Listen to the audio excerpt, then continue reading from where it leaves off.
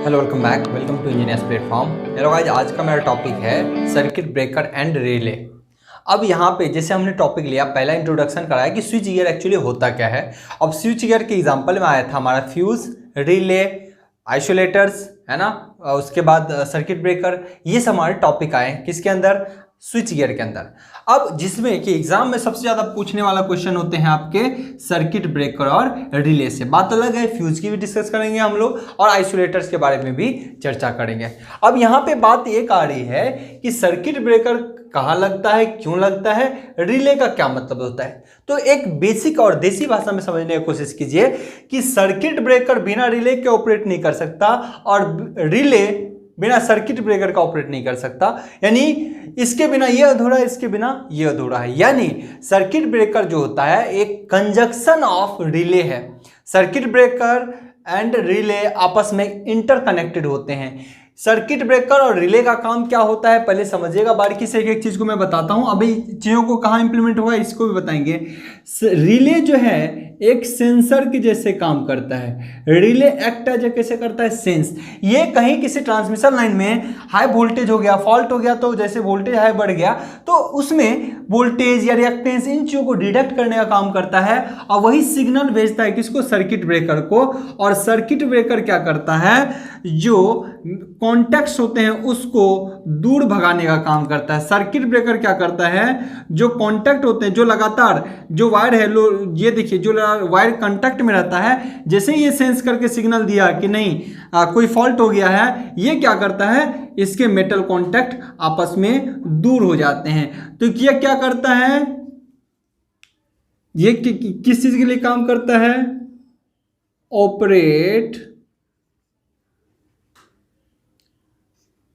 To disconnect the circuit को disconnect करने के लिए सर्किट ब्रेकर उपयोग में लाए जाते हैं। ध्यान रखिएगा क्या कह रहा है, कह रहा है किसी ट्रांसमिशन लाइन में कहीं भी सर्किट ब्रेकर का उपयोग हमेशा मोस्टली हेवी रेटिंग में करते हैं। छोटे रेटिंग में तो हम फ्यूज का उपयोग कर लेते हैं, लेकिन हेवी रेटिंग में सर्किट का ब्रेकर का उपयोग करते हैं। अब ये भी क्वेश्चन उठता है कि हर जगह फ्यूजे का ऑपरेशन क्यों नहीं करते, सर्किट ब्रेकर का ऑपरेशन क्यों करते हैं। तो इसकी भी हम क्लास लेंगे अभी आप लोगों के लिए। तो चलिए हम पहले यहाँ पे देखते हैं सेंसर। रिले क्या करता है, सेंसर का काम करता है। और सर्किट ब्रेकर क्या करता है, सर्किट ब्रेकर ऑपरेट करता है कि भाई जो कनेक्शन में थे, जो कनेक्शन जा रहे थे उसको दूर कर दीजिए, यानी रास्ता में यहाँ डिस्कनेक्ट कर दीजिए, ऑपरेट हो गया। तब इसका मतलब ये ऑपरेट हो गया तो ये करंट क्या हो जाएगा, जीरो, करंट आगे फ्लो नहीं कर पाएगा।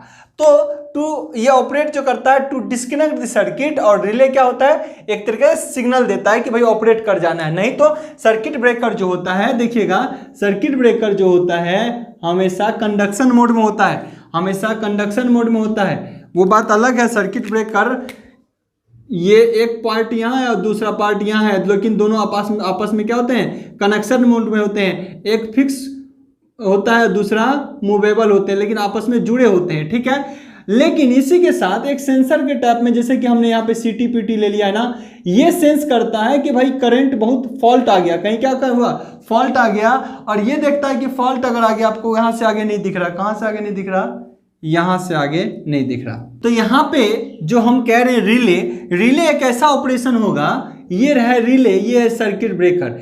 रिले सेंस करता है कि हाई कोई फॉल्ट हो गया, ये हाई करंट फ्लो करेगा, तो ये सेंस करेगा और एक सिग्नल भेजेगा किसको, सर्किट ब्रेकर को, और ये सर्किट ब्रेकर ऑपरेट होगा तो आपस में इसको क्या करेगा, डिस्कनेक्ट कर देता है। और यहाँ जो फॉल्ट करंट हैवी जा रहा था वो खत्म हो गया क्योंकि डिस्कनेक्शन हो गया, तो आपका वोल्टेज, सप्लाई वोल्टेज यहीं तक आ रहा है, इधर नहीं जा रहा।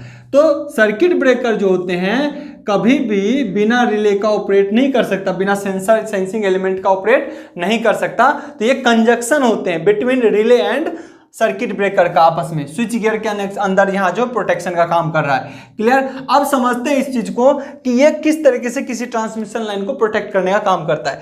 देखिएगा एक जनरेशन सिस्टम लिया हमने, यहाँ पे एक जनरेशन सिस्टम लिया है और ये हमारा ट्रांसमिशन सिस्टम है और ये डिस्ट्रीब्यूशन सिस्टम है। ये यहाँ से जा रहा है, ये आगे भी कहीं और ट्रांसमिट हो रहा है, ये भी कहीं ट्रांसमिट हो रहा है और एक फेज यहाँ से गया है। अब देखिए ये हमने लिया, सिंगल लाइन डायग्राम बना रहा हूँ, अभी आगे बताऊंगा, 3 फेज को एक फेज में फिलहाल करके दिखा रहा हूँ, है ना। ये आगे इधर चला गया डिस्ट्रीब्यूशन के लिए। मान लीजिए सपोज दैट सर्किट ब्रेकर का एप्लीकेशन कहाँ पे होगा, समझिएगा। सपोज दैट ये यहाँ डिस्ट्रीब्यूशन होने से पहले कोई एक ऐसा एलजी फॉल्ट हो गया, कोई क्या हो गया, ग्राउंड के साथ, हैवी सॉलिड ग्राउंड के साथ क्या हो गया, फॉल्ट कर गया। फॉल्ट किया तो ऐसे कंडीशन में कोई भी करंट, इधर करंट क्या जाएगा, जीरो, क्योंकि शॉर्ट सर्किट जहां पाथ मिलता है, मैं शुरू से क्लास सर्किट थ्योरी में भी ले रहा हूं, जहां भी शॉर्ट सर्किट करंट पाथ बनता है क्या हुआ, करंट टोटल उधर ही गुजरने लगता है। क्या करता है, टोटल करंट उधर की ओर ही गुजरने लगता है, इधर जाने वाला करंट जीरो। लोड पे क्यों जाएगा, जब शॉर्ट सर्किट पाथ मिल रहा हो, नहीं जाता लोड पे, ठीक है ना। तो यहाँ कोई करंट जाएगा, अब मैक्सिमम से मैक्सिमम करंट क्या होता है, इसी रास्ते से गुजर रहा है। अब देखिए इसके कारण क्या इफेक्ट होता है, जो कहीं और डिस्ट्रीब्यूशन हो रहा था इसमें भी लोड पे ना जाके, कोई लोड पे नहीं जाएगा, सारा करंट इधर ही ट्रांसमिट करेगा।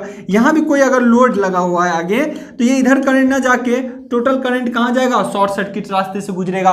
तो क्या हुआ, इससे हमारा जनरेटेड टर्मिनल भी अफेक्ट होता है, बाकी लोड में इंटरप्ट हो जाते हैं, यानी बाकी लोड हमारा कहीं ना कहीं अफेक्ट हो गया, चाहे किसी भी लाइन में फॉल्ट हो गया। तो इन चीजों से बचने के लिए सर्किट ब्रेकर का उपयोग करते हैं। अब देखिएगा सर्किट ब्रेकर कैसे होता है, समझिएगा। सपोज दैट सर्किट ब्रेकर यहां पे लगा होता है, सर्किट ब्रेकर यहां पे लगा होता है और यहीं पे सेंसर रिले भी लगा होता है, समझिएगा, रिले लगा होता है। ये सेंस करके बता देता है, मान लीजिए कि इसकी तार की रेटिंग थी 100 एम्पियर, ये रिले का रेटिंग है मान लीजिए 105 एम्पियर तक का, तो 105 तक ये नॉर्मल ऑपरेट नहीं करता सर्किट ब्रेकर, लेकिन जैसे ही कोई फॉल्ट हुआ तो करंट का रेटिंग क्या हो जाएगा जी, 1000 एम्पियर इतना मात्रा में करंट जाएगा, तो ये रिले सेंस करता है और जैसे ही सेंस करता है ये सिग्नल को भेजता है किसको, सर्किट ब्रेकर को, और बेचारा सर्किट ब्रेकर क्या करता है, डिस्कनेक्ट कर देता है। ये इंस्टेंट सब क्या होता है, इंस्टेंट में ये ऑपरेशन होते हैं। तो जो करंट यहाँ बेकार में जा रहा था तो इसको क्या किया, क्लियर कर दिया, लाइन को क्या किया, क्लियर कर दिया, और ये यहां से डिस्कनेक्ट कर दिया गया, क्लियर हो गया लाइन इधर, है ना। अब इधर जो है आगे काम मेंटेनेंस का होगा, लेकिन यहां से सिग्नल आपका क्या हो गया, डिस्कनेक्ट हो गया। अब समझिए जब यहां से डिस्कनेक्ट हो गया तो बाकी पावर लाइन चलता रहेगा, ये पावर लाइन, ये पावर का लाइन जो है वो चलता रहेगा, ये भी पावर का लाइन चलता रहेगा। तो इंटरप्ट नहीं हुआ ना, एक सिस्टम कहीं एक साइड डैमेज होने से बाकी पावर लाइंस क्या हुआ, डैमेज नहीं होता है, बच जाता है। तो प्रोटेक्शन सिस्टम का बहुत बड़ा एप्लीकेशन ये भी होता है कि टू इंटरप्ट दी सप्लाई, इसको बचाने के लिए, सप्लाई के इंटरप्ट को बचाने के लिए हम रिले का प्रोटेक्शन यूज करते हैं। चलिए, और ये भी हो गया। अब हम समझते हैं कुछ चीज़ों को यहाँ पे, और चीज़ कोई कहेगा कि सर सर्किट ब्रेकर ट्रांसमिशन में जाके लगा देंगे क्या, कोई सर्किट ब्रेकर समझिएगा क्या ट्रांसमिशन लाइन में जाके लगा देंगे, ऐसा नहीं होता। ये तो हम आपको समझाने के लिए बताए हैं, लेकिन एग्जैक्ट में समझिएगा सर्किट ब्रेकर कहाँ पे लगता है, या मैं बताता हूँ यहाँ पे, समझिएगा सर्किट ब्रेकर लगता कहाँ है, ये अभी समझना है आपको। सर्किट ब्रेकर के अबाउट बता रहा हूँ, अभी सर्किट ब्रेकर के कंस्ट्रक्शन वगैरह सब चीज़ बताएंगे, लेकिन समझिएगा। देखिए सर्किट ब्रेकर कहीं ट्रांसमिशन लाइन में आपको लटका नहीं पाएगा। ये क्या होता है, मान लीजिए ये कहीं से आया है लाइन, ये लाइन कहीं से आए हैं, तो कहीं ना कहीं बीच में आप देखते हो ग्रिड होता है, क्या होता है, ग्रिड होता है ना, ग्रिड या सब स्टेशन सब होते हैं। ये वायर जो आया दूर से कहीं से आ रहा है, फिर इधर से जाएगा, इसका मतलब कहीं ना ग्रिड होते हैं। ग्रिड क्या होता है, यहाँ पे बहुत सारा चीज़ को ऑपरेशन के लिए, जैसे छोटे छोटे एरिया में डिस्ट्रीब्यूशन करने के लिए ग्रिड का उपयोग करते हैं। आप मान वोल्टेज रेगुलेशन को मेंटेन करने के लिए हम यहाँ पे कैपेसिटेंस, कैपेसिटेंस, रिएक्टेंस वगैरह यूज करते हैं ग्रिड के अंदर, ठीक है ना। तो बहुत सारी चीज़ें हैं, प्रोटेक्शन सिस्टम यहीं पर यूज करते हैं। ऐसा नहीं ट्रांसमिशन लाइन में जाकर लटका दिए यहाँ इसके पास, ऐसा नहीं होता, ठीक है ना। तो अब समझिएगा, अब हम यहाँ पे क्या करेंगे, जब ये ग्रिड के पास आएगा तो बहुत सारी चीज लगे होते, ग्रिड आप देखे हो, है ना। तो यहीं पे कहीं ना कहीं हम यूज करेंगे सर्किट ब्रेकर भी, और यहीं पे रिले यूज होगा, रिले भी, यहीं पे क्या होगा, रिले। जो ग्राउंड लेवल पे हम जो देखते हैं सब स्टेशन ग्रिड, वहां पे ये सब ऑपरेशन हो रहा होता है। अगर कोई फॉल्ट आया, सिग्नल सेंस किया, ऑपरेट कर गया, यहाँ बंद, अब हम जाएंगे ग्रिड और सब स्टेशन में, तब देखेंगे फॉल्ट चेक कि क्या हो गया है फॉल्ट। कोई ऐसा फॉल्ट हो गया जो थोड़ा सा फॉल्ट हुआ और फिर आगे कंटिन्यूटी मेंटेन कर लिया, तो ये अपने आप क्लियर कर लेता है लाइन को और कंटिन्यूटी सप्लाई फिर देने लगता है। लेकिन कोई ऐसा सीवियर फॉल्ट हो जो लगातार ये करंट जाएगा ही, तो ये क्या करेगा, दोनों ट्रिप कर जाएगा, ये क्या करेगा हमेशा के लिए, ये डिस्कनेक्ट कर देगा दोनों पॉइंट सर्किट ब्रेकर का, और आपका क्या हो गया, कनेक्शन डिसकंटिन्यू हो गया। इससे आगे बाकी चीजें आपका रनिंग मोड में रहेगा, या इस लाइन से भी कहीं और चल रहा होगा तो वो चलेगा। तो सर्किट ब्रेकर और रिले जो होते हैं, आपको हमेशा दिमाग में रहे, दोनों एक दूसरे का हस्बैंड वाइफ है, ये समझ लो, है ना। यानी इसके साथ हमेशा ही चलेगा, सर्किट ब्रेकर रिले के साथ हमेशा क्या होगा, कंजक्शन के साथ ही ऑपरेट होगा। क्योंकि खाली सर्किट ब्रेकर क्या होता है, एक तो दो कॉन्टेक्टर होते हैं, ये देखिएगा दो कॉन्टेक्टर के जैसा, ये तो कॉन्टेक्ट में रहता है सर्किट ब्रेकर का, है ना। अंदर में जब जाओगे आप देखोगे, हालांकि बहुत डिटेल में बताऊंगा। ये क्या होता है, दो कॉन्टेक्ट पॉइंट में, यानी करंट आसानी से हमेशा जाते रहेगा, लेकिन जो रिले होता है वही सिग्नल देता है कि नहीं भाई तुम अलग हो जाए, है ना, तो कनेक्शन डिस्कनेक्ट हो जाता है। ये मेन रीजन होते हैं सर्किट ब्रेकर और रिले का ऑपरेशन। रिले के टाइप बहुत हैं, सर्किट ब्रेकर के टाइप बहुत हैं, ठीक है ना। ये एक तो रफ डाटा था कि एक्चुअली ऑपरेशन कैसा होता है। आप देखिए इस रिले और सर्किट ब्रेकर का ऑपरेशन हम बहुत जगह करते हैं, प्रोटेक्शन हमको बहुत जगह चाहिए। जनरेटर का प्रोटेक्शन करते हैं, ट्रांसमिशन लाइन का प्रोटेक्शन करते हैं, मोटर का प्रोटेक्शन करते हैं, फीडर का प्रोटेक्शन करते हैं, बस बार का प्रोटेक्शन करते हैं। तो सबको बचाने के लिए सर्किट ब्रेकर रिले का कॉम्बिनेशन यूज होता है। तो हम तो अभी किसका दिखाएं आपको, ट्रांसमिशन लाइन का, ठीक है। अब हम यहाँ पे बात करेंगे कि आप कहोगे सर ऐसा भी होता है जो अपने घर में आप यूज़ करते हो, जो अपने घर में, यहाँ पॉइंट जो है समझाने का, आपके दिमाग में चीज़ें एडजस्ट हो, इस चीज़ के लिए ये क्लासें हैं, बाकी पॉइंट वाइज हम आगे बढ़ेंगे। अब यहाँ पे समझिएगा कि सर घर में भी तो फ्यूज वायर यूज़ करते हैं, वो भी क्या होता है, हेवी करंट जाता है अपने आप गल जाता है, तो क्यों ना फ्यूज वायर का उपयोग कर लेते हैं कहीं यहाँ पे सर्किट ब्रेकर और रिले का ऑपरेशन क्यों करते हैं इन प्लेस ऑफ फ्यूज, है ना। फ्यूज को हटा के हम सर्किट ब्रेकर का ही उपयोग क्यों करते हैं, तो हम इसकी चर्चा करेंगे जो कि बहुत इंपॉर्टेंट है। ओके, अब इसमें मैं टर्म देखता हूं यहाँ पे कि कोई कह रहा है आपसे कि why circuit breaker used in place of fuse, fuse की जगह पे सर्किट ब्रेकर का इस्तेमाल क्यों करना पड़ रहा है, जबकि अपने पास तो फ्यूज था डेली लाइफ में। तो इसके कई ड्रॉबैक्स थे फ्यूज के, जिसके कारण सर्किट ब्रेकर का उपयोग किया गया। जैसे कि समझिएगा फ्यूज आपके घरों में भी आप यूज़ करते हो, हालांकि बहुत सारा टाइप है जो फ्यूज का पढ़ाऊंगा, HRC फ्यूज वगैरह पढ़ेंगे जो इंडस्ट्री में यूज होता है, एक नॉर्मल फ्यूज जो आपके घरों में यूज होता है।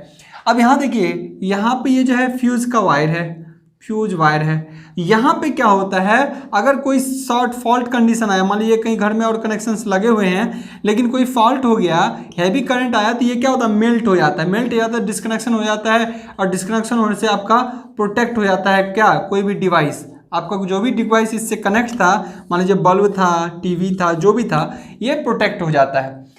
लेकिन इसका इस्तेमाल ट्रांसमिशन लाइन में कैसे करेंगे, अगर इसका करोगे तो देखो ये दोनों पॉइंट रहता है फिक्स, मान लीजिए ये थोड़ा थोड़ा मेल्ट कर गया, लेकिन इसके बाद यहाँ पे क्या है, एयर है।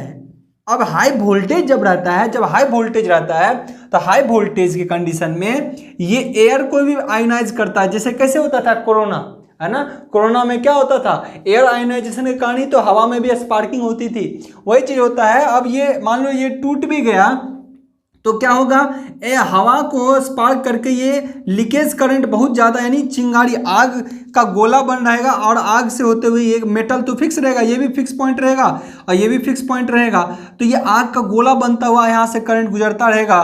हाई वोल्टेज होगा चूंकि ट्रांसमिशन लाइन में, अगर ट्रांसमिशन लाइन में फ्यूज का उपयोग करेंगे तो, और शॉर्ट सर्किट करंट इस तरीके से गुजरता रहेगा।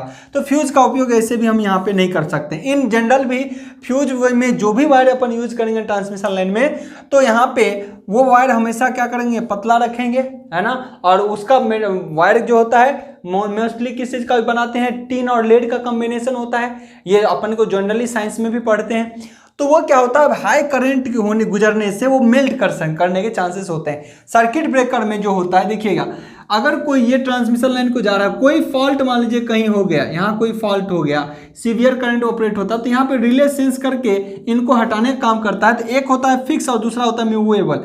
तो मूवेबल क्या होता है, ये लगातार पीछे खिसक रहा होता है, जैसे फॉल्ट होता है ये लगातार पीछे खिसक रहा होता है, और बहुत दूरी तक ये डिस्टेंस देखिए ज़्यादा मेंटेन कर लेता है। क्या होता है, ये इसके बीच गैप होता है तो डिस्टेंस मेंटेन कर लेता है।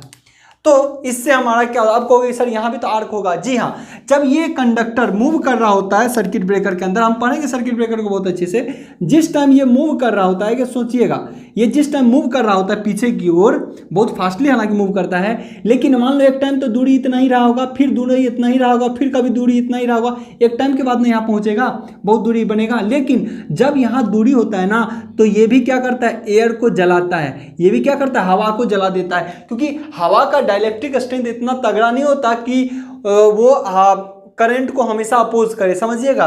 यहाँ डाइलेक्ट्रिक स्ट्रेंथ भी बहुत इंपॉर्टेंट है, एक एक पॉइंट को हम बहुत अच्छे से कराएंगे, पहले समझ लीजिए।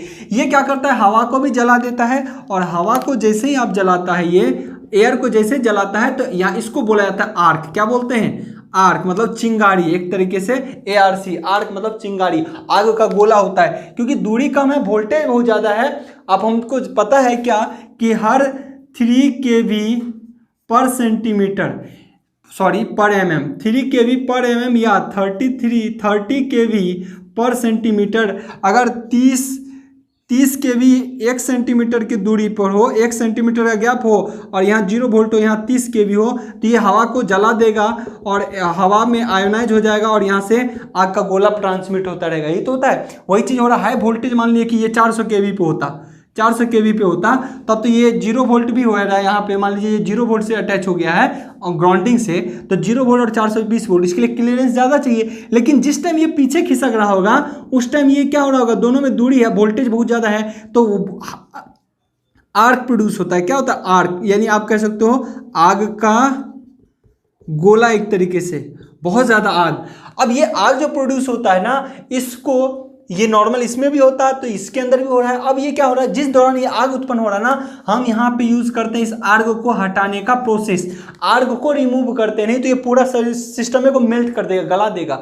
इस चीज से इसको बचने के लिए हम क्या करते हैं, आग को हटाने का प्रोसेस को अपनाते हैं। तो हम हवा हटा देते हैं, हवा की जगह पर हम यूज करते हैं वैक्यूम। वैक्यूम एक अच्छा डाइलेक्ट्रिक स्ट्रेंथ है एज कंपेयर टू एयर। तो हम क्या करते हैं, जो जो प्रोसेस यूज करते हैं उसी तरीके से सर्किट ब्रेकर का नाम रहते जाता है। जैसे कि एयर यूज किए तो एयर ब्लास्ट सर्किट ब्रेकर, इसमें एयर के जगह पे ऑयल हवा से ज़्यादा डाइलेक्ट्रिक स्ट्रेंथ रखता है। इसीलिए ना आप देखते हो ट्रांसफार्मर के अंदर हवा ना छोड़ के उसमें तेल रखते हैं, क्योंकि तेल से करंट ना पास कर सकता है लेकिन हवा से कर सकता है। तो तेल का जो ऑयल का डाइलेक्ट्रिक स्ट्रेंथ होता है वो ज़्यादा होता है, उसको ब्रेक नहीं कर सकता है, तो ऑयल सर्किट ब्रेकर नाम रह जाता है। जो जो चीज़ यहाँ पर यूज़ करेंगे, SF6 गैस यूज़ करते हैं, तो SF6 ये इसके अंदर अगर गैस भर देंगे तो ये क्या करेगा, जल्दी से जल्दी आर्क, जो आर्क उत्पन्न हुआ है, आग का गोला आर्क, उसको जल्दी जल्दी खत्म करने का काम करेगा ताकि ये जल्दी सेपरेट हो जाए। तो इस तरीके से जो सर्किट ब्रेकर के नाम पड़ते हैं वो इसी आर्क को हटाने का, यानी इसके अंदर जो डालते हैं जिससे डाइलेक्ट्रिक स्ट्रेंथ बढ़ जाता है,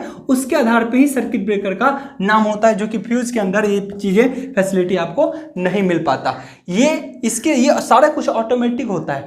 ये तो मेल्ट कर गया, फिर आपको मैनुअली जाके ऑपरेट करना पड़ता है। ये अगर फॉल्ट क्लियर होने वाला है, मान लीजिए थोड़ा सा फॉल्ट आया और फिर ठीक हो गया ऑटोमेटिक, ये ऑटोमेटिक फिर ऑटोमेटिक क्लोज हो जाएगा। लेकिन अगर सीवियर फॉल्ट है तो ये हमेशा डिस्कनेक्ट होगा, तब जाके पहले फॉल्ट को सही करना पड़ता है, उसके बाद इसको फिर क्या करते हैं, क्लोज करते हैं, दोनों मेटल कॉन्टैक्ट को एक साथ लाते हैं। तो हम सर्किट ब्रेकर के कंस्ट्रक्शन वगैरह तो बहुत अच्छे से देखेंगे, पर आपको पता होना चाहिए कि क्यों सर्किट ब्रेकर का उपयोग करते हैं।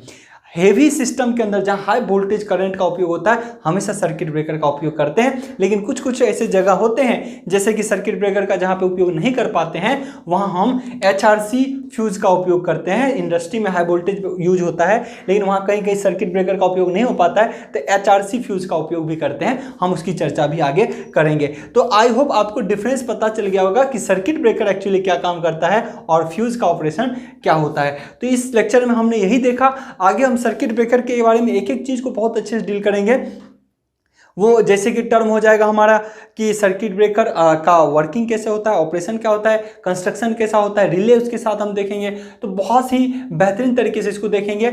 ये सर्किट ब्रेकर अगर हो जाता है इस टाइप का थ्योरी हमारा स्विच गियर प्रोटेक्शन, तो कम से कम हमारा क्या हो जाएगा, थ्योरेटिकल पार्ट पूरे हो जाएंगे, बहुत ज़्यादा थ्योरेटिकल पार्ट हो जाएगा। इसके बाद हम ट्रांसमिशन लाइन के पैरामीटर्स कैलकुलेशन करेंगे। उसके बाद ट्रांसमिशन लाइन के अंदर जो फॉल्ट होता है वो बहुत ही लेंदी टॉपिक और मैथमेटिकल है पूरा, तो सब करेंगे हम, जो कि बहुत इंपॉर्टेंट रहेगा।